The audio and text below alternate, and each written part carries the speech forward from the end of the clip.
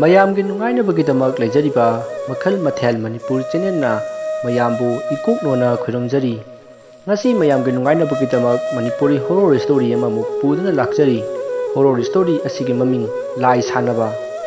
ꯋꯥꯔꯤ ꯑꯁꯤ ꯍꯤꯡꯂꯤꯕ ꯑꯃꯗꯤ ꯁꯤꯈ꯭ꯔꯕ ꯀꯅꯥꯒꯨꯝꯕꯤ ꯑꯃꯠꯇꯒ ꯃꯔꯤ ꯂꯩꯅꯖꯗꯦ꯫ ꯑꯏꯕꯅ ꯋꯥꯈꯜꯅ ꯁꯥꯒꯠꯆꯔꯒ ꯇꯥꯕꯤꯔꯤꯕꯁꯤꯡꯒꯤ ꯉꯥꯏꯍꯥꯛ ꯅꯨꯡꯉꯥꯏꯅꯕꯒꯤꯗꯃꯛꯇ ꯁꯦꯝꯖꯕ ꯋꯥꯔꯤꯅꯤ꯫ ꯍꯧꯖꯤꯛ ꯃꯌꯥꯝꯗ ꯈꯨꯗꯣꯜ ꯇꯝꯖꯔꯤ ꯃꯅꯤꯄꯨꯔꯤ ꯍꯣꯔꯣꯔ ꯁ꯭ꯇꯣꯔꯤ ꯂꯥꯏ-ꯁꯥꯅꯕ꯫ ꯊꯦꯡꯂꯕ ꯑꯍꯤꯡꯒꯤ ꯃꯇꯝꯅꯤ꯫ ꯖꯦꯀꯤ ꯃꯍꯥꯛ ꯃꯊꯟꯇ ꯐꯣꯟꯗ ꯋꯥꯔꯤ ꯁꯥꯅ ꯄꯨꯈ꯭ꯔꯤ ꯃꯄꯥꯟ ꯑꯃꯗ ꯆꯠꯂꯤ꯫ "ꯍꯜꯂꯣ ꯔꯥꯙꯥ, ꯅꯪꯕꯨ ꯇꯨꯝꯅꯤꯡꯗ꯭ꯔꯤꯕꯣ?" ꯔꯥꯙꯥ ꯈꯨꯝꯂꯛꯇꯦ꯫ ꯖꯦꯀꯤꯅ ꯍꯟꯖꯤꯟ ꯀꯧꯕꯗꯁꯨ ꯈꯨꯝꯂꯛꯇꯦ꯫ ꯃꯁꯤꯗ ꯖꯦꯀꯤꯅ ꯁꯥꯎꯔꯞꯅ ꯂꯥꯎꯈꯠꯂꯤ꯫ "ꯍꯩ ꯔꯥꯙꯥ, ꯇꯨꯝꯂꯕ ꯍꯥꯏꯕꯅꯤ ꯅꯪꯕꯣ?" ꯔꯥꯙꯥꯗꯨ ꯏꯉꯥꯎ ꯉꯥꯎꯅ ꯍꯜꯂꯣ ꯇꯥ ꯖꯦꯀꯤ, ꯑꯩ ꯉꯥꯏꯍꯥꯛ ꯎꯏꯔꯨꯔꯦꯍꯦ, ꯁꯥꯎꯅꯨꯀꯣ." ꯖꯦꯀꯤꯗꯨ ꯁꯥꯎꯅꯤꯡꯂꯛꯇꯨꯅ ꯐꯣꯟ ꯑꯗꯨ ꯊꯝꯂꯦ ꯑꯗꯨꯒ ꯐ꯭ꯂꯥꯏꯠ ꯃꯨꯠ ꯊꯝꯖꯤꯜꯂꯤ꯫ ꯃꯁꯤꯗꯒꯤ ꯄꯨꯈ꯭ꯔꯤ ꯃꯄꯥꯟꯒꯤ ꯃꯪꯒꯦ ꯄꯥꯝꯕꯤ ꯑꯗꯨꯒꯤ ꯃꯅꯥꯛꯇ ꯐꯝꯂꯤ꯫ ꯇꯥꯟꯖꯥ ꯑꯁꯤꯗ ꯂꯩꯀꯥꯏ ꯑꯗꯨꯒꯤ ꯑꯃꯥꯏꯕ ꯋꯥꯖꯥꯎ ꯇꯨꯃꯤꯟꯅ ꯄꯨꯈ꯭ꯔꯤ ꯑꯗꯨ ꯇꯝꯅ ꯁꯣꯠ ꯂꯥꯛꯂꯤ꯫ ꯑꯃꯥꯏꯕ ꯑꯁꯤꯒꯤ ꯃꯃꯤꯡ ꯃꯃꯥ ꯃꯄꯥꯅ ꯅꯨꯡꯁꯤꯅ ꯕꯨꯡꯕꯨꯡ ꯍꯥꯏꯅ ꯀꯧꯏ, ꯑꯗꯨꯕꯨ ꯋꯥꯖꯥꯎ ꯌꯥꯝꯅ ꯉꯥꯡꯕ ꯃꯥꯏꯕꯅꯤ ꯍꯥꯏꯅꯗꯨꯅ ꯃꯍꯥꯛꯀꯤ ꯃꯃꯤꯡ ꯋꯥꯖꯥꯎ ꯍꯥꯏꯅ ꯈꯪꯅꯔꯦ꯫ ꯑꯁꯨꯝꯅ ꯃꯥꯏꯕ ꯋꯥꯖꯥꯎꯅ ꯄ꯭ꯔꯞ ꯂꯥꯛꯂꯒ ꯄꯨꯈ꯭ꯔꯤ ꯑꯗꯨꯒꯤ ꯃꯇꯥꯏꯗ ꯐꯝꯊꯔꯒ ꯀꯔꯤꯅꯣ ꯈꯔ ꯇꯧꯔꯤ꯫ ꯖꯦꯀꯤꯁꯨ ꯑꯃꯥꯏꯕ ꯋꯥꯖꯥꯎꯅ ꯇꯧꯔꯤꯕꯗꯨ ꯃꯪꯒꯦ ꯄꯥꯝꯕꯤ ꯑꯗꯨꯒꯤ ꯃꯔꯨꯝꯗ ꯂꯩꯁꯤꯟꯗꯨꯅ ꯌꯦꯡꯂꯤ꯫ ꯉꯥꯏꯍꯥꯛ ꯂꯩꯔꯒ ꯑꯃꯥꯏꯕ ꯑꯗꯨ ꯍꯧꯒꯠꯂꯛꯂꯦ ꯑꯗꯨꯒ ꯌꯦꯡꯂꯛꯏ꯫ ꯃꯥꯏꯕ ꯋꯥꯖꯥꯎꯅ ꯀꯣꯏꯅ ꯑꯁꯨꯝ ꯌꯦꯡꯂꯛꯄꯗ ꯖꯦꯀꯤꯅ ꯂꯨꯝꯂꯤꯕ ꯑꯗꯨ ꯎꯊꯣꯛꯈ꯭ꯔꯦ꯫ ꯃꯁꯤꯗ ꯃꯥꯏꯕ ꯋꯥꯖꯥꯎꯅ ꯃꯪꯒꯦ ꯃꯔꯨꯝꯗ ꯂꯨꯝꯂꯤꯕ ꯖꯦꯀꯤꯗ ꯃꯈꯨꯠ ꯈꯠꯇꯨꯅ ꯀꯧꯔꯛꯏ꯫ ꯖꯦꯀꯤꯗꯤ ꯏꯄꯥ ꯄꯥꯈꯠꯅ ꯃꯥꯏꯕ ꯑꯗꯨꯅ ꯀꯧꯔꯛꯄ ꯑꯗꯨꯗ ꯇꯨꯃꯤꯟꯅ ꯆꯪꯁꯤꯜꯂꯤ꯫ ꯑꯃꯝꯕ ꯃꯔꯛ ꯑꯗꯨꯗ ꯃꯥꯏꯕ ꯋꯥꯖꯥꯎꯗꯨ ꯖꯦꯀꯤꯁꯤ ꯀꯔꯤ ꯃꯥꯜꯂꯨꯔꯕꯅꯣ ꯈꯪꯗꯦ꯫ ꯖꯦꯀꯤꯅ ꯃꯅꯥꯛ ꯍꯦꯛ ꯌꯧꯔꯛꯄꯗ ꯑꯁꯨꯝꯅ ꯍꯥꯏꯔꯛꯏ꯫ "ꯍꯥꯏ, ꯑꯩꯈꯣꯏꯒꯤ ꯑꯋꯥꯡ ꯊꯪꯕꯗ ꯂꯩꯕ ꯃꯥꯃꯥ ꯀꯣꯀꯤꯂꯥ ꯍꯣꯏꯒꯤ ꯌꯨꯝꯗꯨꯗ ꯑꯀꯤ ꯑꯈꯪ ꯈꯔ ꯄꯤꯔꯨꯆꯣ꯫ ꯑꯩ ꯃꯐꯝ ꯑꯁꯤꯗ ꯅꯪꯕꯨ ꯉꯥꯏꯔꯝꯒꯦꯀꯣ." ꯋꯥꯐꯝ ꯑꯗꯨ ꯇꯥꯕꯗ ꯖꯦꯀꯤꯅ "ꯀꯗꯥꯏꯗꯅꯣꯗ ꯑꯣꯖꯥ ꯃꯥꯏꯕ, ꯍꯧꯖꯤꯛꯄꯨ ꯃꯤꯅꯒ ꯈꯪꯂꯛꯑꯣ, ꯐꯨꯗꯦꯛꯑꯒ ꯊꯥꯔꯛꯇꯅ." ꯖꯦꯀꯤꯒꯤ ꯋꯥꯐꯝ ꯑꯗꯨ ꯇꯥꯕꯗ ꯑꯃꯥꯏꯕ ꯋꯥꯖꯥꯎ ꯈꯪꯄ꯭ꯔꯦꯛ ꯈꯪꯅ "ꯍꯦꯛ, ꯅꯪ ꯀꯅꯥꯅꯣ?" ꯖꯦꯀꯤꯅ "ꯑꯩ ꯖꯦꯀꯤꯅꯤ" ꯍꯥꯏꯅ ꯃꯁꯛ ꯇꯥꯛꯂꯝꯃꯤ꯫ ꯃꯁꯤꯗ ꯑꯃꯥꯏꯕ ꯋꯥꯖꯥꯎꯅ ꯈꯜꯂꯤ, "ꯑꯩꯅ ꯀꯧꯈꯤꯕꯗꯤ ꯕꯨꯠ ꯀꯧꯈꯤꯕꯅꯤ, ꯑꯗꯨꯒ ꯃꯁꯤꯒꯤ ꯇꯝꯅꯔꯥꯏ ꯃꯥꯟꯕ ꯑꯉꯥꯡꯁꯤ ꯑꯣꯏꯅ ꯂꯥꯛꯂꯤꯁꯤꯅ ꯀꯝꯗꯧꯔꯤꯖꯥꯠꯅꯣꯅꯦ? ꯑꯩꯒꯤ ꯂꯩꯋꯥꯗꯨ ꯂꯥꯟꯗꯤ ꯂꯥꯟꯈꯤꯗꯕꯅꯤꯗ." ꯑꯁꯨꯝꯅ ꯈꯜꯂꯒ ꯍꯥꯏꯔꯛꯏ꯫ "ꯍꯥꯏ, ꯑꯍꯤꯡꯁꯤꯗ ꯅꯪꯗꯤ ꯃꯐꯝꯁꯤꯗ ꯂꯥꯏ ꯊꯤꯔꯝꯂꯤꯕ꯭ꯔꯣ? ꯆꯠꯂꯣ, ꯐꯃꯨꯡꯅ ꯅꯪꯕు ꯈꯧꯔꯥꯡꯅ ꯉꯥꯏꯔꯝꯂꯅꯤ." ꯖꯦꯀꯤꯗꯨꯁꯨ ꯍꯣꯏ ꯍꯥꯏꯗꯨꯅ ꯇꯨꯃꯤꯟꯅ ꯌꯨꯝꯂꯣꯝꯗ ꯂꯥꯛꯂꯦ꯫ ꯑꯁꯨꯝꯅ ꯅꯨꯃꯤꯠꯇꯨꯃ ꯍꯧꯈ꯭ꯔꯦ꯫ ꯃꯊꯪꯒꯤ ꯅꯣꯡ ꯉꯥꯟꯕꯗ ꯖꯦꯀꯤ ꯑꯃꯥꯏꯕ ꯋꯥꯖꯥꯎꯒꯤ ꯃꯅꯥꯛꯇ ꯂꯥꯛꯈꯤ꯫ ꯑꯃꯥꯏꯕ ꯋꯥꯖꯥꯎꯗꯨ ꯁꯨꯃꯥꯡꯗ ꯄꯩꯌꯥ ꯁꯤꯗꯨꯅ ꯂꯩꯔꯝꯃꯤ꯫ ꯑꯃꯥꯏꯕ ꯋꯥꯖꯥꯎꯗꯤ ꯂꯥꯛꯂꯤꯕ ꯑꯗꯨ ꯖꯦꯀꯤꯅꯤ ꯍꯥꯏꯕ ꯈꯪꯗꯦ, ꯃꯔꯝꯗꯤ ꯉꯔꯥꯡ ꯅꯨꯡꯗꯥꯡ ꯑꯃꯝꯕ ꯃꯔꯛꯇ ꯊꯦꯡꯅꯈꯤꯕꯅ ꯃꯁꯛ ꯐꯖꯅ ꯈꯪꯍꯧꯗꯦ꯫ ꯖꯦꯀꯤꯅ ꯄ꯭ꯔꯞ ꯆꯪꯁꯤꯜꯂꯛꯂꯒ ꯍꯥꯏꯔꯛꯏ꯫ "ꯃꯥꯃꯥ, ꯄꯩꯌꯥ ꯁꯤꯔꯤꯔꯣ?" "ꯀꯔꯤ ꯑꯉꯥꯡꯅꯣꯅꯦ, ꯄꯩꯌꯥ ꯁꯤꯔꯤꯕ ꯑꯩꯕꯨ ꯄꯩꯌꯥ ꯁꯤꯔꯤꯔꯥ ꯍꯪꯉꯤꯅꯦ? ꯏꯕꯨꯡꯉꯣ, ꯅꯪ ꯃꯥꯝꯃꯁꯦ ꯆꯥꯛ ꯊꯣꯡꯂꯕꯤꯅꯤ ꯏꯕꯨꯡꯉꯣ." ꯖꯦꯀꯤꯅ "ꯐꯩꯗ ꯃꯥꯃꯥ." ꯑꯁꯨꯝꯅ ꯍꯥꯏꯔꯒ ꯑꯃꯥꯏꯕ ꯋꯥꯖꯥꯎꯅ ꯐꯝꯂꯤꯕ ꯐꯛ ꯑꯗꯨꯒꯤ ꯃꯆꯤ ꯑꯗꯨꯗ ꯐꯝꯖꯤꯜꯂꯒ ꯍꯥꯏꯔꯛꯏ꯫ "ꯃꯥꯝꯃꯅ ꯉꯔꯥꯡ ꯇꯧꯔꯤꯗꯨꯕꯨ ꯀꯩꯅꯣ? ꯕꯨꯠ ꯁꯥꯟꯅꯕꯤ ꯀꯥꯏꯗꯨꯔꯣ?" ꯑꯃꯥꯏꯕ ꯋꯥꯖꯥꯎ ꯄꯩꯌꯥ ꯁꯤꯕ ꯑꯗꯨ ꯆꯞ ꯂꯦꯞꯂꯒ ꯖꯦꯀꯤꯗ ꯑꯣꯟꯁꯤꯟꯗꯨꯅ ꯍꯥꯏꯔꯛꯏ꯫ "ꯀꯩꯅꯣ ꯅꯨꯄꯥ ꯃꯆꯥ, ꯉꯔꯥꯡꯒꯤ ꯍꯥꯏꯗꯤ?" ꯖꯦꯀꯤꯅ ꯉꯔꯥꯡ ꯃꯥꯅ ꯍꯥꯏꯔꯛꯄ ꯇꯧꯈꯤꯕꯁꯤꯡ ꯑꯗꯨ ꯂꯣꯏꯅ ꯍꯥꯏꯔꯛꯏ꯫ ꯃꯁꯤꯗ ꯑꯃꯥꯏꯕ ꯋꯥꯖꯥꯎꯗꯨ ꯉꯛꯄꯣꯏ ꯄꯥꯈꯠꯄꯣꯏ ꯖꯦꯀꯤꯗ ꯍꯥꯏꯔꯛꯏ꯫ "ꯍꯦ, ꯀꯗꯥꯏꯗꯒꯤ ꯋꯥꯅꯣ ꯑꯗꯣ? ꯑꯗꯨ ꯋꯥꯗꯣ ꯑꯅꯤꯔꯛ ꯁꯨꯅ ꯄꯟꯒꯅꯨꯀꯣ꯫ ꯀꯔꯤꯒꯨꯝꯕ ꯅꯪꯅ ꯋꯥꯐꯝ ꯑꯗꯨ ꯃꯅꯥ ꯃꯅꯤꯜ ꯅꯥꯏꯔꯛꯂꯕꯗꯤ ꯑꯩꯕꯨ ꯐꯠꯇꯦ ꯍꯥꯏꯒꯅꯨ." ꯃꯁꯤꯗ ꯖꯦꯀꯤꯅ "ꯀꯩ ꯋꯥꯅꯣꯗ ꯃꯥꯃꯥ? ꯋꯥ ꯐꯧ ꯍꯥꯏꯗ꯭ꯔꯤ ꯄꯤꯡ ꯂꯥꯎꯅ ꯍꯦꯛꯇ ꯁꯥꯎꯔꯛꯏꯗꯨꯕꯣ? ꯅꯠꯇꯦ, ꯉꯔꯥꯡꯒꯤ ꯃꯤꯁꯟꯗꯨꯕꯨ ꯐꯦꯜ ꯑꯣꯏꯔꯕꯣ?" ꯑꯃꯥꯏꯕ ꯋꯥꯖꯥꯎꯗꯨ ꯁꯥꯎꯅꯤꯡꯕ ꯑꯁꯨꯝ ꯍꯦꯜꯂꯛꯄꯒꯨꯝ ꯁꯥꯎꯅꯤꯡꯅ ꯍꯥꯏꯔꯛꯏ꯫ "ꯌꯥꯔꯦ ꯏꯕꯨꯡꯉꯣ, ꯍꯟꯅꯅꯕ ꯇꯧꯔꯣ. ꯅꯪ ꯀꯨꯏꯅ ꯂꯩꯊꯔꯛꯂꯕꯗꯤ ꯑꯩꯒꯤ ꯈꯨꯠꯇ ꯅꯪ ꯐꯩꯖꯩ ꯁꯣꯏꯗꯅ ꯆꯠꯂꯅꯤ." ꯃꯁꯤꯗ ꯖꯦꯀꯤꯅ "ꯑꯁ ꯑꯣꯖꯥ ꯃꯥꯏꯕ, ꯑꯃꯨꯛꯇ ꯁꯥꯎꯒꯠꯄꯤꯈꯤꯅꯨꯗ. ꯑꯩꯅ ꯂꯥꯛꯆꯔꯤꯁꯦ ꯑꯣꯖꯥꯗ ꯃꯟꯇ꯭ꯔ ꯇꯝꯕ, ꯃꯥꯏꯕ ꯇꯝꯕ ꯂꯥꯛꯆꯕꯅꯦꯃꯤ." ꯃꯁꯤꯗ ꯃꯥꯏꯕ ꯋꯥꯖꯥꯎꯅ "ꯃꯥꯏꯕ ꯇꯝꯕ ꯂꯥꯛꯆꯕꯅꯦ ꯒꯥꯏꯁꯨ ꯍꯥꯏꯖ ꯁꯥꯔꯤꯌꯦ. ꯐꯔꯦ, ꯑꯩ ꯅꯪꯉꯣꯟꯗ ꯋꯥꯍꯪ ꯑꯃ ꯍꯪꯒꯦ. ꯃꯁꯤ ꯆꯨꯝꯅ ꯈꯨꯝꯕ ꯉꯝꯂꯕꯗꯤ ꯅꯪ ꯑꯩꯉꯣꯟꯗ ꯃꯥꯏꯕ ꯇꯝꯕꯒꯤ ꯑꯌꯥꯕ ꯄꯤꯒꯅꯤ." ꯖꯦꯀꯤ ꯃꯁꯥꯒꯤ ꯆꯍꯤ 24 ꯁꯨꯕꯗ ꯉꯥꯏꯔꯤꯕ ꯄꯥꯈꯪꯅꯤ꯫ ꯃꯔꯝ ꯑꯁꯤꯅ ꯑꯃꯥꯏꯕ ꯋꯥꯖꯥꯎꯅ ꯑꯉꯥꯡ ꯑꯣꯏꯔꯤ ꯈꯟꯗꯨꯅ ꯑꯃꯥꯏꯕ ꯇꯝꯅꯤꯡꯗꯕꯗꯒꯤ ꯃꯔꯩ ꯇꯧꯕ ꯍꯧꯔꯛꯏꯕꯅꯤ꯫ Amaiba wazauna wahang hangge hairpa aduda jekisu hangu hairi masida maiba wazauna hangi ibungo nangna maiba tamnanglibasi kaigino masida jekina khumai kanoni mama aina maiba oiradi heloi sanaba ngamlani aduga but sanabasu hairani dana aduginida wafam adu tabada amaiba wazautu sauninglakpara kaino khangde ibungo aina paire sidi kalino khangbra khangi kaino mama adudi thangjouni kaino masine narai bakto ta khaitharak nang kaidawni mama na haibili sidi ayu angang ni sinine phai ngarang nangna but sanabado leikai takhoke khangneba asamna jekidu sauna chatkhre hairiba numit asigi numidangni mayam punamak saksa toklaga magi phamungda tumnakhre jekisu tumkhre matamasida jeki ki thongnauda khujinna khoro kholai aduga jeki hogalo wamata haige tawbani tabo nangbo asumna hanjin kaurakpadagi jekisu tare mahakna mamit kabak pangthorakpada thongnauda jeki tabro mapanda amka thoro asumna kaurakpadu jekina tabadagi hairi ai kanano wazaugi butla yam pakte ko kana dunuma tawruso ngahakta tungge mahakna asumna lawbadagi imungi mising haugannarakle aduga kaidore haina hangi masida jekina thongnauda mina kauri adugi khumlibani wafam adu tabda jeki mapana hera haujipu asuk thingla kansida napsadaba tumo asumna haramlaga mahi tumma changnakhre jekisu tumduna lehore masidagi jeki manakta leiriba mobile charger adu masa matumta tarki jekidu mikap khangthok tholai aduga charger adu de yingi matam adu da charger adu masa matumta satuk charaga makhada taraga leramki jekidu masada kitit kirum tori masida charger adu amuk hana jekina thilli matam adu da mahak masaki phonda message ama laki message adu ki sound adu tabal jeki khangprek khangduna magi kadagi chen khige tawi masidagi mahak message lakpagi notification sound ni khangbadagi amuk phamung da kakatuna tumli tanja adu da magi kada musin muba ama man hipliba phamung adu tamna paiboi chatpoi tawraga lakhi aduga jekina hipliba phamung aduki kangkhal adu haidoklaga jeki ki thabakta thak amana thilakhi masidagi jeki du kanna lauraga hogalai tawriba asi jeki ki mamang oiramle mahakna lawba tabadagi imungi mising chensinnarai aduga kaidore haina hangi jekina mamangda ubasing adu loina tamki masidagi jeki ki mamana jaingang khara lauraga jeki ki marai bakta nambirami masida jekina ima kaigino laibakte jaingang taisibo masida mamana hai lai changdalabani ne o adoiba aikoigi khujulai kham laitrabo leye ada madu tharga yumgi akoibase kuchat chatpadu tallaba adugi nida yangang sei pangna basum tawrasi masida jekina ya he ima farese aisu tumage ima oisu tumuro hoi handak lawra adi ahumlak suredana uba machet kharaga ada turen mapanda ko masida jeki gi mamana kainoda moi bana haidubo hai khangdi khangdi tawbinuda dumaina kali hai dani mana amaiba wazauge manakta laklaga maiba tamge hairami haibase ai pau tarabani masidagi jekidu pare tumuro ai ngahaktane horai khai hokhige masidagi jeki gi mapana kari no khara sabeng ngamlaga tumba chakkhai handakti kaisu thoidokpa tawrakhidre jekisu nungaina tumkhrai mathangi nongan bada jeki amaiba wazaugi manakta sauna lai amaiba wazaudu thabak ama satkhi haiduna leiramdre masidagi mahak yum adudagi tholaklaga maiba wazaugi thonggalda phamduna amaiba wazau halakpa ngaikhi masidagi mahaki kokta wakhal ama lakhi amaiba wazauna lakringai magi lai-sanabagi lairik tu hura lage khalluna mahak amaiba wazaugi imungda tumina changakle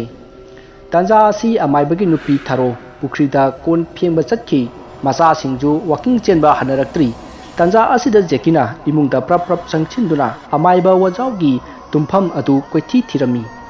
amaiba wazaugi ka adu ateiga manaramdi laigi oiba potchai kaya thongjin panda jali aduga ka manung adusu laten ama thalaga adum thammi masida jekina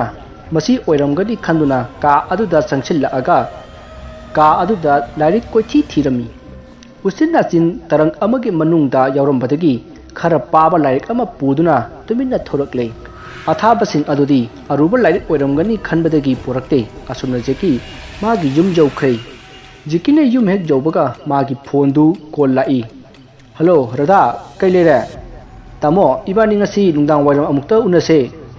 yaro he kadai dei wano thubuk mata siga as unada yadabane thoru ko masida jekina as ado unase haragadi huji unarase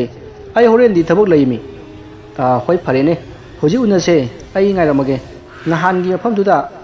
hoi yare lage asumna wari sanaba loraga jeki magi kada sangsinduna lari adu table mathakta thami aduga sokri aduda phamlaga lari aduda munna yengduna lei asumna munna yengdubata lari adugi mathakki saru amada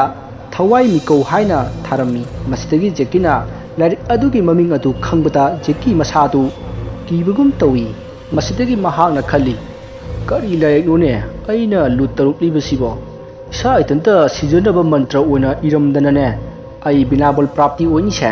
masibu build film gi lai atumaina manung da saru saranga yam jekpa jalane asumna khallaga lai adu kitit kirum tauna tapna hangdui tanja sana jeki gi mama kamalana ibungo nang halaba jeki du khangpre khangna as kainoima thawai loge hairo adu kana korei dubo macha gi matau adu ta kamlana e kainon he ibungo aidi nang kobuni ne hai mama gi hingol se hoji khoigai gadori inje laani amta kari no tausi as kaino imana haidubo ai khoi chinadana banatro sen piraga engine neklido nati aibu engine du thau hairo chalo ai ngak tane ai ki hoki ge ma sidagi kamala chabing nganglaga mu thokhrei jekina onsil laklaga larik adu hangdoke hek tawrpada larik adu mana thamlamba mafamdagi khara thaidok lambagum tawi aibu larik se swai da thanamdaine kaino da asumna khalingai phone amuk lai jekitu amukasu khangpre khangi masidagi radhaga maga unagadaba laibani haibadu khangning ningsing laktuna mahak lairik adu magi lairik mayam ama maron longkhalliba adugi marakta hapchillamlaga radha unaba chatkhi asumna radha maga unaduna makhoi ani wari sanakhi tajeki ai mapalamda chatkadori jekitu kai khallurabno khangdi harau khumi adudi yam phaina wai sangani ha kaino wai sangnebo kaisu nate da kaidongai chatino kaino da nangna hari mayam dubo nangi se ai chakraga atopa khanaga dogo maliko ha aibo as nangi phagi sinaba yarese ai hankrage jumda thibak lehowimi kona phonda na sanarase masida radhana yaroi hoji marketing tawgodoribani nangi gari kakchik makhon manbase thoro aduga chalase as kainora nang haidubo yumna thabak lehobi harga larika do mina huran khadi aidi lakta mangine masida radhana ha kailai no haisibo kaisunu te da lao nangi thabak chane do chalase nangi gari thoro aigi gari se thoro age kakchik makhon malasu yangbadi aina helakani da asumna hainaduna radha amadi jeki bazar da chatkhrei jeki si ngahan khaiga iman manadaba mawong matau ama uwa phangki karigumba aranba huranba thabak ama tawrubagum ithak thakatpa ipa pakhatpagi mami tari asomda jeki gi jumdana kamdori jeki hoigi hingkholdu tractor changaktuna hoigairi jeki gi mama kamala amadi jeki gi mapabung bhaira napi khundokli masigi matung leibak khoibal loraduna sen panarami sen panaba aduda se kolom jawdragadi bhap tararoi haibadagi jeki gi mapabung bhairana jeki gi kada changaga se kolom lokthokli matamasida jeki gi ka asi ngahan khaiga iman manadaba hek changlubada swai lawba kithikkirum tawbuna chingba karigumba kharap phawrami masidagi bhairana jeki gi table mathata leiramba boy amaga kolop amaga puduna parap thoraklei bairadi jeki gi ka aduda tawriba du kaisu khalludabani asumna baira amadi tractor khoiba nupa aduga punna senpanakhi asumna matamadu haukhre masike matung ayuki pung 13 tarakpada jeki yumda halakle mahangna ka manung aduda changakpada mana ngasai lairik mayamgi Marakta thamlamba laigi lairik adu lairik mayamgi mathakta leiramkhi. Masida Jekina kainuda ngasai mayayda lehubo lairik ni karamna mathakta leiramliba.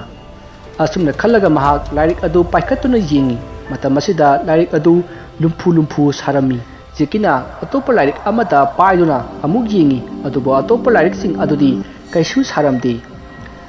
Masigi matung lairik adu mahaki kangkal mathakta langkhatlamlaga mahak chakchangda sangsingduna sak chananaba honari. Injang sidi yen thongmunine aigi saruknena mandila manba tengko sida khaklamlibani as sadogai kaiko tanja asida mama kamalana ibungo nang halaba hoi ma halae ado kaino injang sibu khajikta khaklamni sibo hangliba wahangdugi pakum pidana mama kamalana mama hingkolse injinna ngasai khoigairam labani hapu amta sendonaba tausi sakto chatho asi hairamaga chakkhari. Asumna Jeki sakcha toklaga hingkol thoktuna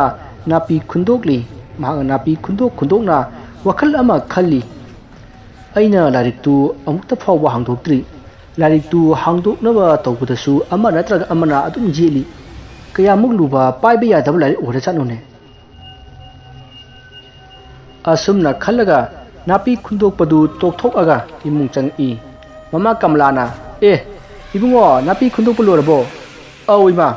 ai hore nungdang wairam oina khundokage ngasi ji isa si nungaite nungairoi asi hairam laga chatkhri jekisu mage kada changakli matam asida mana ngasai kangkhal mathakta thamlamba lairik adu phamung mathakta oina leiramkhi masi ubada jeki kiba pakhatpa phawri adubu ayuk nungthilgi matam oibanina mahak akiba punamak phajinduna magi phamung manakta sangchinduna lairik adu paikhatki aduga magi kada lairiba sokuri aduda phamlaga lairik adugi ahanba semai adu tapna hangdukhi lairik adugi chapter ahanbada saru sarang amagi akiba photo ama jiklami photo adugi makhada asumna tharami lairik asi sahi nimfu sudliba mina sijinabiganu haina mayek lana irami adubu jekina lairik adu tapna phakatuna kari yawi haina asum jenglaklami lairik adugi manungda kiraba nupi nupa angang hui hodong na chingba hek yengbada tu chunglagataba photo ga konana mayek mayam ama irami mastegi jekina lairik adugi semai taruk subada thawai mi sanaba haina iramba thengnaki jekina iramliba mayek sing adu asum pabada yamna hainaramde mayek aduda asumna irami aikhoina sikhiba kanagumba amagi thawai kauduna aikhoige mateng panghannaba makhada iriba lairon asi sijinagadabani asumna iramba aduda jekina lairon adu paba hori asumna ngahak pabadagi lairon adu khara makhaidi phare asumna haukhiduna numidang wairamgi matam jorokpada mantra adu phajana pharami masigi matung mana simpha puriba lairon adu horen nungdangdi soidana try toge haibasi magi khanba arepa wakhanni asumna mahak nungta oirakpa ngaiba oina hingkholda thoktuna napi khundokli masigi matung numidang oire mahak lairik adu amuk ningsingba oina kanna pari asumna sak toklaba matung mayam tumna khri masidagi jeki magi phone adu off thamjille maramdi radhana mangonda phone toroktana bagidama masidagi jekina makhoigi yumgi hingkhol matonda hoba sorofon pambi adugi makhongda sangchinduna mana ngasai chimpha pukhiba iron adu sonba hori matamsi ahingi matam oirabani thabalsu mayek sengna thokte jekina lairon sonba aduda mana leriba mafam adu asaba nukchit sitba hingai manam namba omsaknaba kaya toraki jeki masa adu humang anapi kankhlai masidagi mahak kiba asum henjilakpadagi lairon sonba adu toklaga yumda changlage haina mamai adu leithorakpada musinmuba ama leplaga leiramki jeki khangprek khangna phamtharaga lungna tarami aduga amuba aduda jinglaga masa adu thak niklaga leikhi masidagi jeki ki manakta amuba migi mawong manba adu asum naksilakhi masidagi mahak nakan amaromda senkhinaba honarakpada jeki ngaikho asumna kaurakhi masidagi jekidu sap lepi aduga amuba aduda leisilalaga kaigino aibu khamlibadi nang aibu hatki hairo masida thawai aduna karigino nang aibu kauribadi Nangna aibusu kauba aduga ai uraga kaigi chelibano. Thawai adugi wa tabada Jekidu tumina lei. Nangla hojik aina kaukiba thawai do. Jekina khon khara kenglapna hanguba aduda saura kaino khangde thawai do. Jeki ki manakta phan chongchillaklaga mani haina nganglaga khumlai. Masida Jekidu swai lawi tungda khongpham ama ani handoklaga hailai. Hey, phare adudi ai nangmonda wafam khara haige. Thauda khara pige haidana aina nangbu kauribani. Sumdoro aigi mangda uriba hingkhol ase masi napi khundu u aduga leibak asi thugairamu. Masi nang ngamgadra asumna Jekina hangakpada thawai aduna khumai. Ngambabudi ngamgani adubu aigi awaman tarek chenja kaya pigani. Jekina ngakna kaino haisibo noidi sengi belu kaisu leitena. Karida sizinanabano sena kaya piyu haino. Hingkhol se kaisu chaudabunida. Jeki ke wafam madu taraga thawai aduna khumlai. Nangi hingkhol chauba pipa ai khangde aigi awamaldi sakchadum ahum pigadabani. Asumna thawai aduna hairakpada Jekina kanna noklaga hera onthokpa aidi mamal jamna jamba potka hairakadau malure. Aduga fare ai lagthouge ko nga ngairamu. Asumna hairamlaga mahak imungda sangkhige tawri. Masida thawai aduna hairai. Hojik madugi matam nate aduna haye oina aibu kauru aduga ai lake. Aduga aina saranaba sakchitum ahum madu thanamgadabani. Nangi napi sing asibudi ai khundok piramlage. Asumna haiduna Jekina kauriba thawai aduna Jekigi hingkholda taliba napi sing adu loina khundokhi. Thabak loiraba matung thawai aduna hairaki. Aigi thabak loire aibu hankinaba leiwa solo. Wafam adu tabada Jeki masa adu humang napi kankhalai. Maramdi kaubuki mantra khaktamak phahobani. Chatlan khinaba lairondi mahak phahodre. Masitigi Jekina mana kauriba thawai aduda hairai. Kainoni sengna hairabada ai nangna hankhinabagi lairondu ai phahodre aduna nang karai dano lairuro. Ai hayeng lairondo sinpha puraga nangbu hankhinaba toroke. Masida thawai aduna sauna khumlai. Madu yaroi maiba soinau.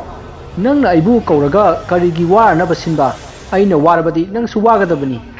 Masi hairamaga thawai adu masa adu amuba maikuna masadagi brang karakhi aduga Jekigi manakta chongchillaklaga magi mathapakta sapu kanna jairakhi. Masidagi Jekidu gyan mangge tawrami. Thawai aduna amukasu phuge torakpada Jekina ngaiko ai wa haikige. Aina karigumba sikhrabadi nangbu kanana losenbigani. Aduga na pangba karigino. Masida thawai aduna nuklaga hairi. Apangba aina nangi thawai adu laurabadi aigi minai ohenba yagadoribani. Aduna nangbu hojik aina hatlagani. Asi hairaga Jekigi manakta amuk chongchilakhi. Masidagi Jeki mayumlomda kanna chelai. Adubu thawai aduna Jekigi makhong adu pairaga hingkhol maton tana chingkhi. Masidagi Jekina kanna laurai. Mahanga lauba tabadagi yumgi mising haugannarai. Aduga light amamam painaraga chenthoknarai. Matamasida Jeki hingkhol matonda hauba chorphon pambi adugi manakta tharo olaga leiramki. Hena kiba amana Jekigi manakta musin muba mami sami tauba migi saban manba ama lepamki. Tauriba adu ubada Jekigi mapabung amadi magi mabung manaupa ani chensellaktuna mabu chingkatki. Aduga yumda puraklei. Jeki hoiki imung adu ya langnarakpa aduda yumthangnaba mising mathang hawatnaraklei. Jekigi yumthangnabada leiba mapabungi manau nupa Jugena maiba wajaubu kauba chatki. Jekidi mayamna phanari mahak hojikti tasengna angauba haibadu oiri. Mahakna kanna asum lauri. Ai hatkano ai siradi nangi chakthak kanana pigani nangbu kanana losinbigani. Jekina lauribadu tabada ahan kharadi mahakna lai kaururaga sanarure haibasi khanglammi. Somda Jekigi babaton Jugena maiba wajaugi yum jauduna kaurammi. Amaiba wajaudu Jugena kauba adu taduna thoraklei. Kaidawre ibungo huran bachangakpada huinaga tanarabo.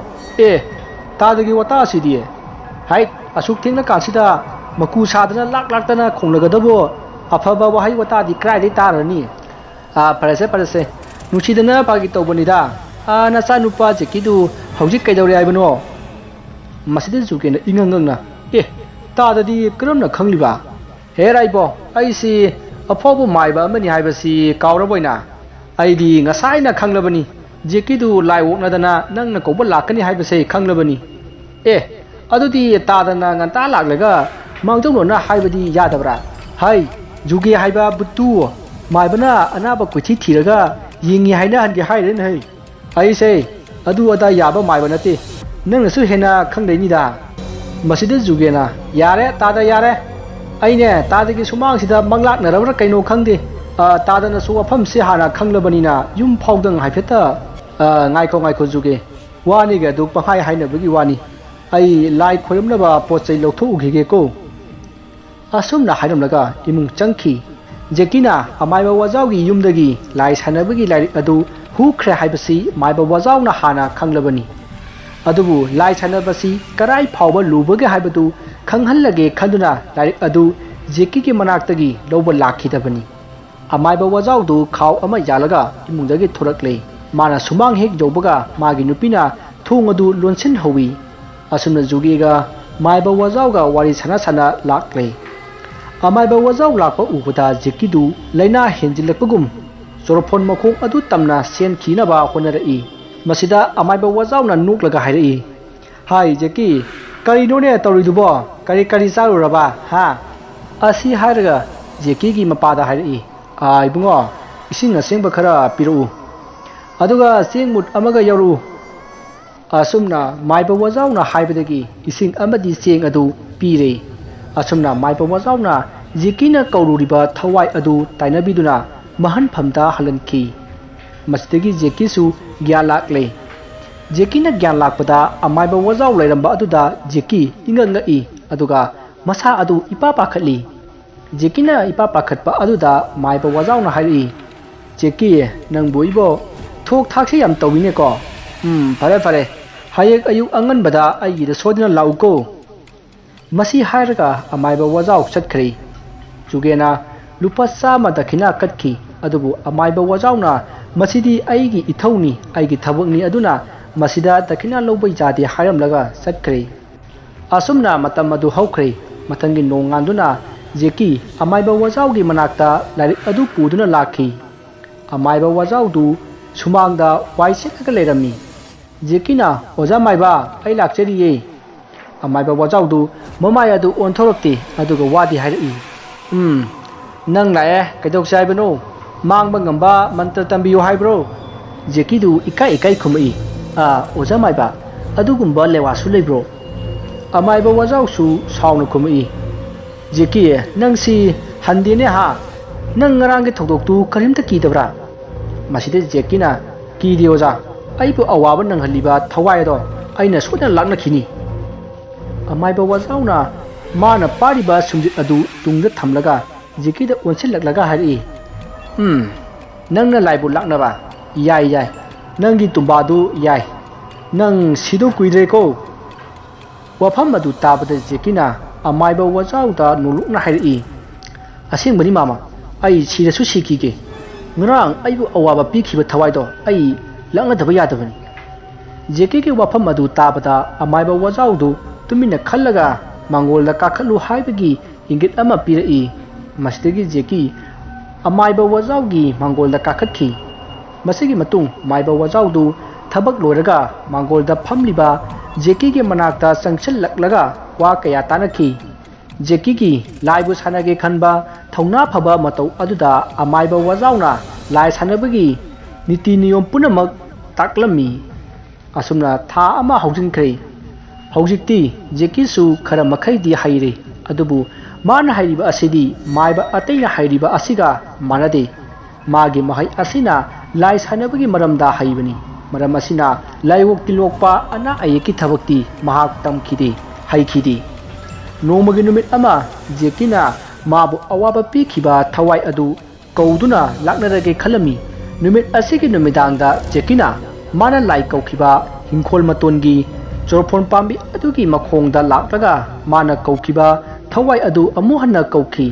matamasida hana mamang thakta tawkhiba sapta adu tawa horoklei handakti jeki kaisu ki khide masidagi ngahak leiraga thawai adu laklei thawai adu jekina hek ubaga hairi nang laba ꯐꯩ ꯐꯩ ꯉꯁꯤꯗꯤ ꯅꯪ ꯑꯃꯨꯛ ꯑꯩꯅ ꯑꯣꯠꯄ ꯇꯥꯔꯦꯗꯣ ꯋꯥꯐꯝ ꯑꯗꯨ ꯇꯥꯕꯗ ꯊꯋꯥꯏ ꯑꯗꯨꯅ ꯈꯨꯝꯃꯛꯏ ꯅꯪ ꯑꯩꯕꯨ ꯍꯥꯟꯅ ꯃꯁꯛ ꯈꯪꯕ꯭ꯔꯥ ꯈꯣꯟꯖꯦꯜ ꯑꯗꯨ ꯇꯥꯕꯗ ꯖꯦꯀꯤ ꯈꯪꯄ꯭ꯔꯦꯛ ꯈꯪꯏ ꯃꯥꯅ ꯍꯥꯟꯅ ꯀꯧꯈꯤꯕ ꯊꯋꯥꯏ ꯑꯗꯨꯗꯤ ꯅꯨꯄꯥꯅꯤ ꯑꯗꯨꯒ ꯍꯟꯗꯛ ꯂꯥꯛꯂꯤꯕ ꯑꯁꯤꯅ ꯅꯨꯄꯤꯅꯤ ꯊꯋꯥꯏ ꯅꯨꯄꯤ ꯑꯗꯨꯒꯤ ꯈꯣꯟꯖꯦꯜ ꯇꯥꯕꯗ ꯖꯦꯀꯤ ꯏꯄꯥ ꯄꯥꯈꯠꯅ ꯍꯥꯏꯔꯛꯏ ꯍꯥꯏ ꯑꯩꯗꯤ ꯅꯪ ꯀꯧꯈꯤꯗꯦ ꯑꯩꯅ ꯀꯧꯈꯤꯕꯗꯤ ꯉꯁꯤꯗꯒꯤ ꯅꯨꯃꯤꯠ ꯈꯔꯅꯤꯒꯤ ꯃꯃꯥꯡꯗ ꯑꯩꯕꯨ ꯂꯥꯛꯅꯔꯝꯕ ꯊꯋꯥꯏ ꯑꯗꯨꯕꯨ ꯀꯧꯕꯅꯤ ꯅꯪꯅ ꯀꯔꯤꯒꯤ ꯃꯐꯝ ꯑꯁꯤꯗ ꯂꯥꯛꯂꯤꯕ ꯅꯪꯕꯨ ꯃꯥꯒꯤ ꯅꯨꯄꯤꯔꯣ ꯃꯁꯤꯗ ꯊꯋꯥꯏ ꯑꯗꯨꯅ ꯈꯨꯝꯃꯛꯏ ꯅꯠꯇꯦ ꯑꯩ ꯃꯥꯒꯤ ꯅꯨꯄꯤ ꯅꯠꯇꯦ ꯅꯪꯅ ꯊꯋꯥꯏ ꯀꯧꯕ ꯃꯇꯝꯗ ꯅꯪꯅ ꯎꯅꯤꯡꯂꯤꯕ ꯁꯤꯖꯤꯟꯅꯅꯤꯡꯂꯤꯕ ꯊꯋꯥꯏ ꯑꯗꯨꯒꯤ ꯃꯃꯤꯡ ꯍꯥꯟꯅ ꯍꯥꯏꯒꯗꯕꯅꯤ ꯃꯗꯨ ꯍꯥꯏꯗ꯭ꯔꯕꯗꯤ ꯊꯋꯥꯏ ꯑꯃ ꯍꯦꯛꯇ ꯂꯥꯛꯀꯅꯤ ꯃꯁꯤꯗꯒꯤ ꯖꯦꯀꯤ ꯃꯊꯥ ꯌꯥꯝꯅ ꯁꯥꯔꯝꯃꯤ ꯑꯁꯨꯝꯅ ꯈꯟꯕ ꯌꯥꯕ ꯈꯜꯂꯕ ꯃꯇꯨꯡ ꯍꯥꯏꯔꯛꯏ ꯑꯗꯨꯗꯤ ꯐꯔꯦ ꯑꯩꯅ ꯀꯧꯈꯤꯕ ꯊꯋꯥꯏ ꯑꯗꯨ ꯅꯪꯅ ꯑꯃꯨꯛꯇ ꯍꯟꯅ ꯀꯧꯔꯛꯎ ꯃꯁꯤ ꯅꯪꯒꯤ ꯅꯊꯧꯅꯤ ꯋꯥꯐꯝ ꯑꯗꯨ ꯇꯥꯕꯗ ꯊꯋꯥꯏ ꯑꯗꯨ ꯍꯣꯏ ꯍꯥꯏꯗꯨꯅ ꯆꯠꯈ꯭ꯔꯦ ꯑꯗꯨꯒ ꯉꯥꯏꯍꯥꯛ ꯂꯩꯔꯒ ꯃꯥꯕꯨ ꯂꯥꯛꯅꯈꯤꯕ ꯊꯋꯥꯏ ꯑꯗꯨ ꯊꯋꯥꯏ ꯅꯨꯄꯤ ꯑꯗꯨꯅ ꯄꯨꯗꯨꯅ ꯂꯥꯛꯂꯦ ꯃꯁꯤꯗ ꯖꯦꯀꯤ ꯌꯥꯝꯅ ꯍꯔꯥꯎꯔꯝꯃꯤ ꯖꯦꯀꯤꯅ ꯃꯥꯅ ꯀꯧꯈꯤꯕ ꯊꯋꯥꯏ ꯅꯨꯄꯤ ꯑꯗꯨ ꯂꯩꯋꯥ ꯁꯣꯟꯗꯨꯅ ꯆꯠꯍꯟꯈ꯭ꯔꯦ ꯃꯁꯤꯗꯒꯤ ꯖꯦꯀꯤꯅ ꯃꯥꯕꯨ ꯂꯥꯛꯅꯈꯤꯕ ꯊꯋꯥꯏ ꯑꯗꯨꯗ ꯍꯥꯏꯔꯛꯏ ꯑꯣꯏ ꯇꯥꯕ꯭ꯔꯥ ꯑꯩꯅ ꯐꯝꯂꯤꯕ ꯆꯔꯐꯣꯟ ꯄꯥꯝꯕꯤ ꯑꯁꯤ ꯈꯨꯗꯛ ꯑꯁꯤꯗ ꯅꯦꯝꯁꯤꯜꯍꯜꯂꯨ ꯋꯥꯐꯝ ꯑꯗꯨ ꯇꯥꯕꯗ ꯊꯋꯥꯏ ꯑꯗꯨꯅ ꯈꯨꯝꯃꯛꯏ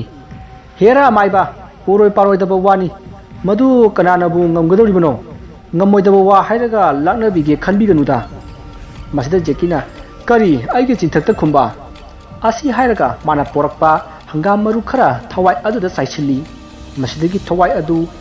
ꯅꯥꯃꯟꯈꯤꯕꯅ ꯀꯟꯅ ꯀꯟꯅ ꯂꯥꯎꯔꯛꯏ ꯎꯄꯥꯏ ꯂꯩꯇ꯭ꯔꯗꯨꯅ ꯊꯋꯥꯏ ꯑꯗꯨ ꯆꯣꯔꯐꯣꯟ ꯄꯥꯝꯕꯤ ꯑꯗꯨꯗ ꯅꯦꯝꯊꯍꯟꯅꯕ ꯍꯣꯠꯅꯔꯛꯏ ꯃꯁꯤꯗꯒꯤ ꯖꯦꯀꯤꯅ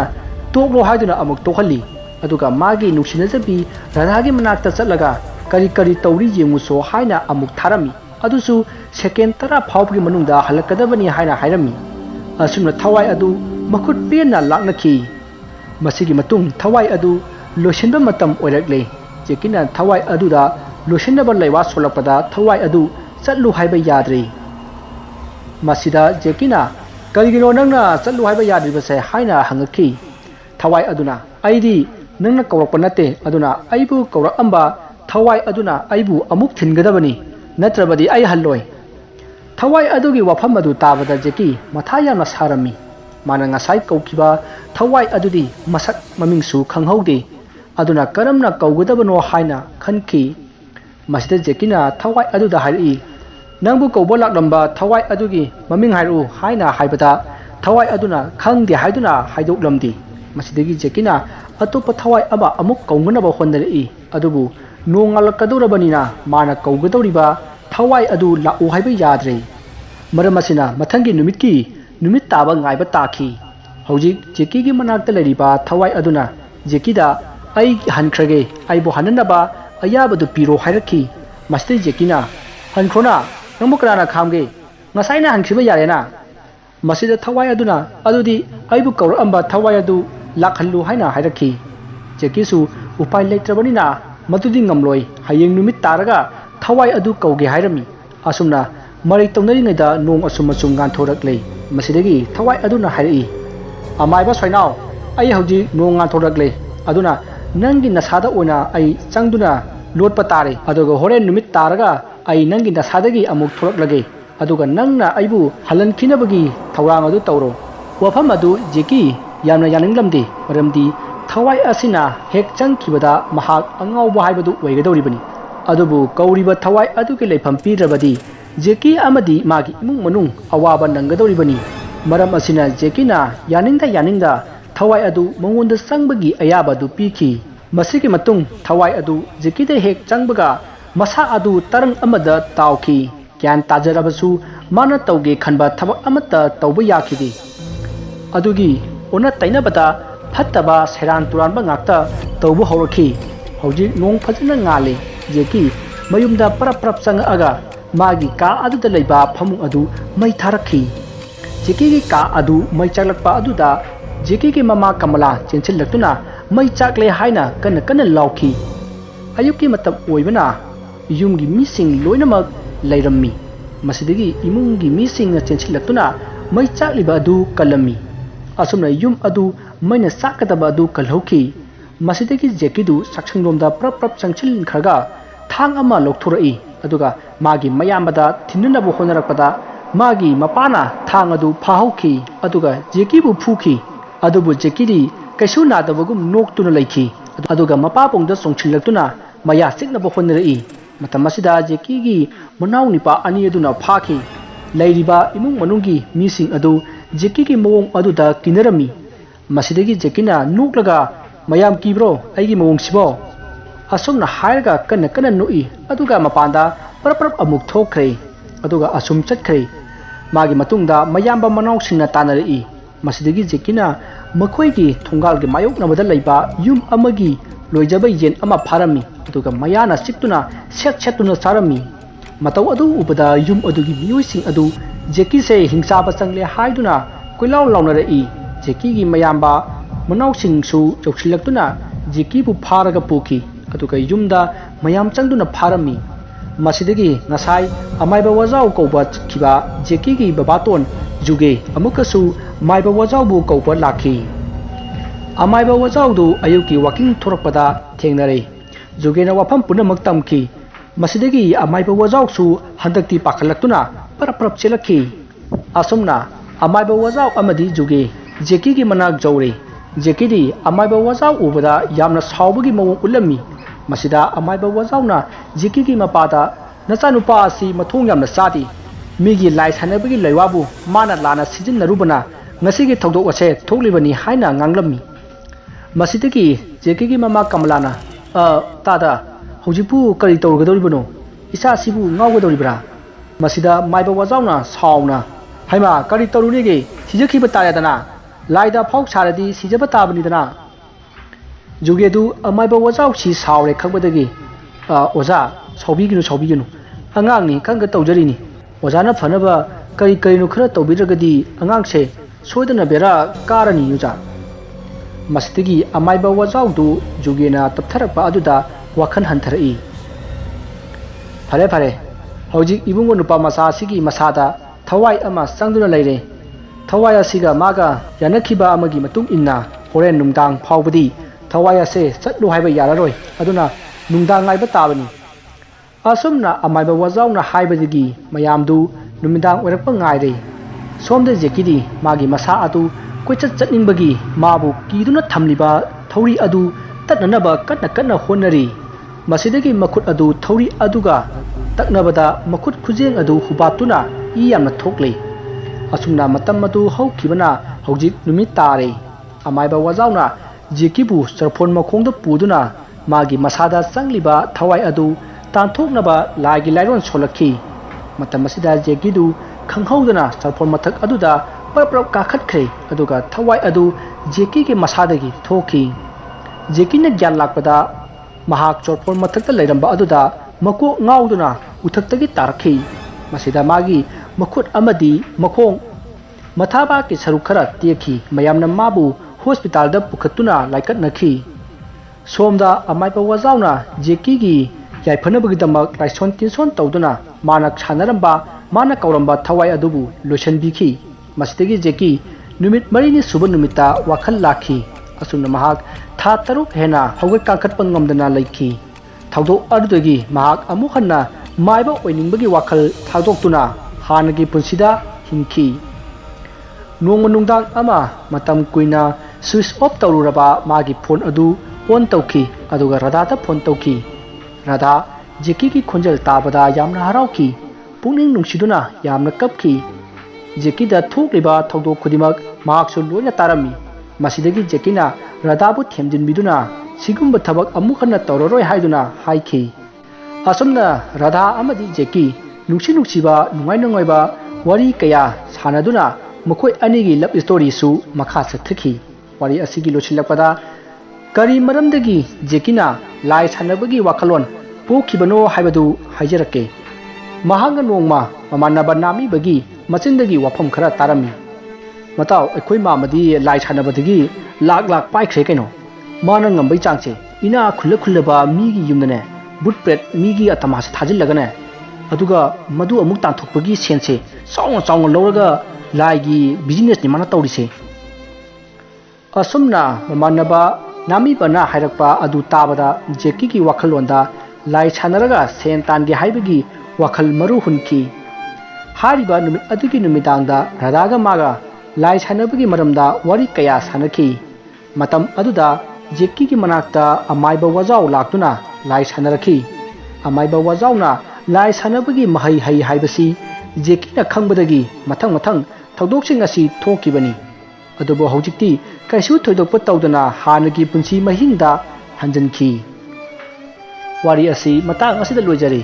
ꯋꯥꯔꯤ ꯑꯁꯤꯗ ꯁꯣꯏꯈꯤꯕ ꯂꯥꯟꯈꯤꯕ ꯋꯥꯍꯩ ꯋꯥꯇꯥ ꯑꯁꯣꯏꯕ ꯀꯌꯥ ꯌꯥꯎꯔꯕꯁꯨ ꯇꯥꯕꯤꯔꯤꯕꯁꯤꯡꯅ ꯄꯨꯛꯆꯦꯜ ꯆꯥꯎꯅ ꯉꯥꯛꯄꯤꯒꯅꯤ꯫